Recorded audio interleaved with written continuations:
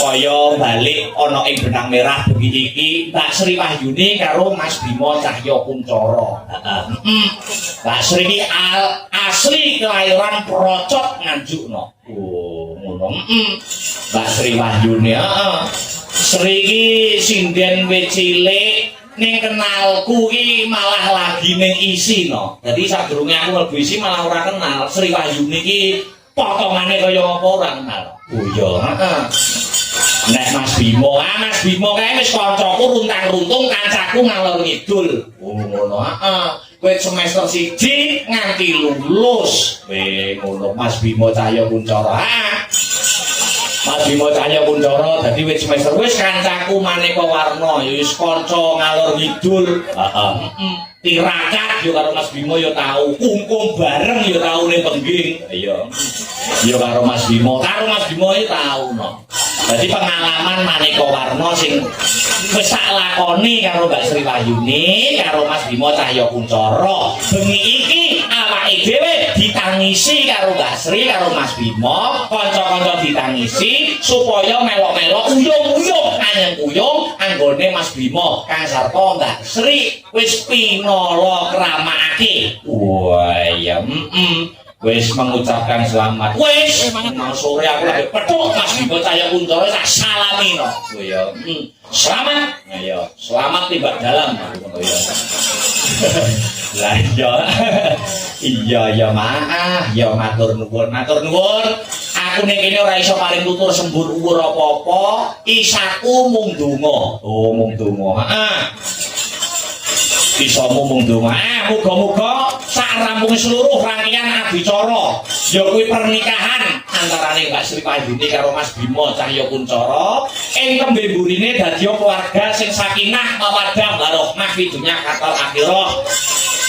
Iso mewujudkan ya kuwi baiti janati rumahku adalah surgaku lan ing tembe burine bisa pinaringan kanugrahan wujude golek kencana ingkang bisa tata jalma wujude putra kang saleh kang sarta putri kang salehah kang bisa piguna tumrap nusa bangsa lan agama. Amin amin amin Allahumma amin ya rabbal alamin. Hasbunallah wa ni'mal wakil.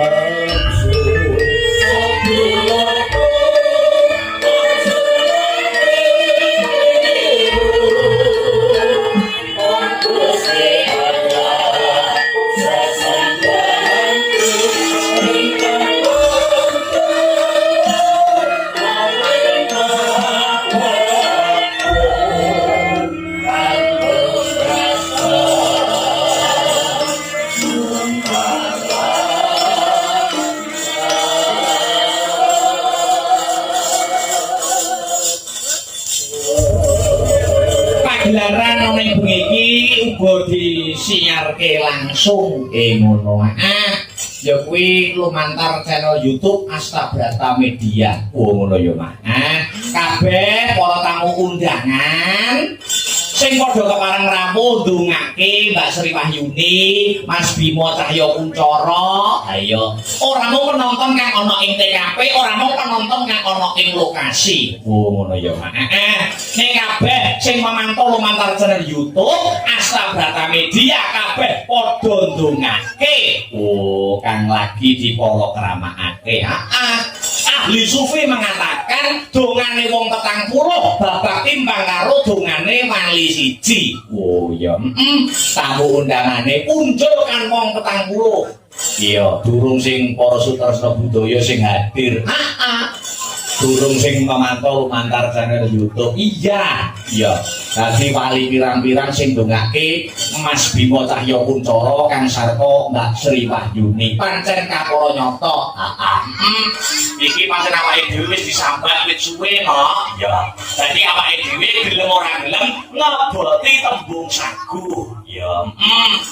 Eling-eling awake dhewe iki seniman nek kadung top sagu kudu sagu samudayane. Ngono ya, Mak. Najan iki sak perangane kanca-kanca awake wis mulai leret-leret, wis mulai error no. Ya. Anggota Astabrata. Sapa kuwi si adikku wedok sing tahu nggih namane nggih Bu nggih. Oh boten nggih. Boten istirahat sakit. Ayo. Kuwi lara. Wingi barane terakhir sing ngendang lara. Ayo, nek wis waras.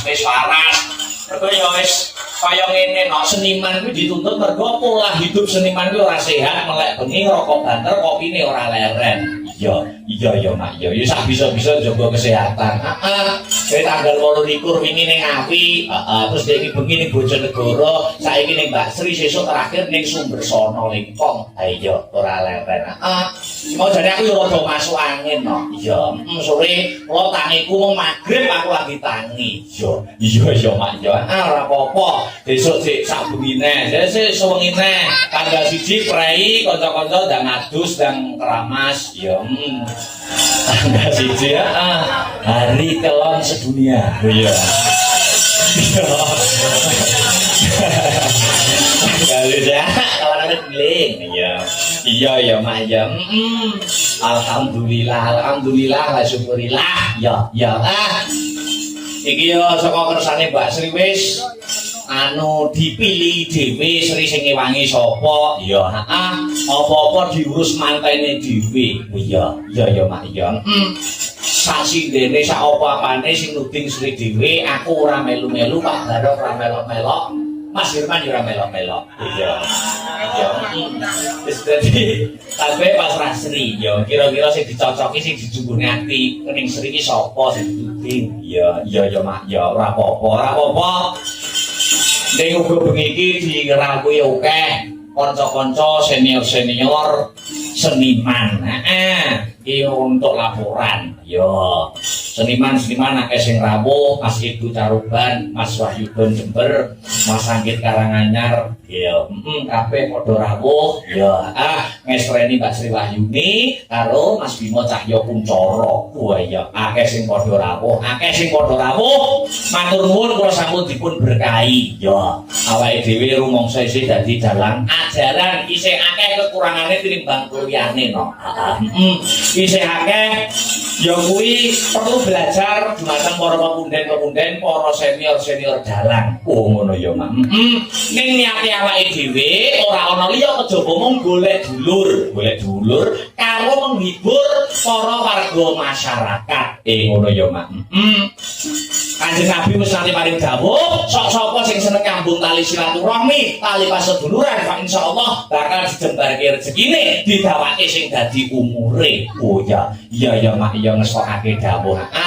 Ya wis iki nawala akeh sing ditampa, Ya, matur nuwun kanca-kanca seniman ingkang sampun berkahi barokahi. Ya Mak, ya ngesokake dawuh.